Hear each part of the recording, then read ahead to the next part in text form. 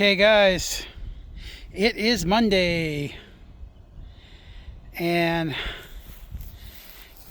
we're giving the Hemi Cuda a bath. Got a few little touch-ups.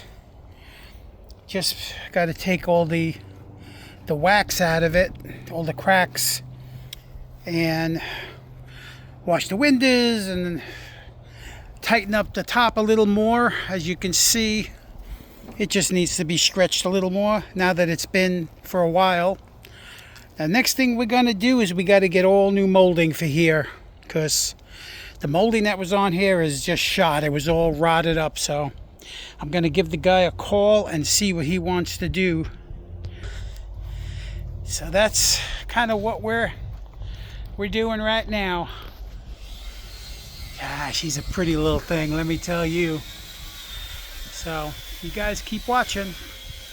We're gonna have her out on the road real soon. Go up to a couple of car shows, that kind of thing. Have fun.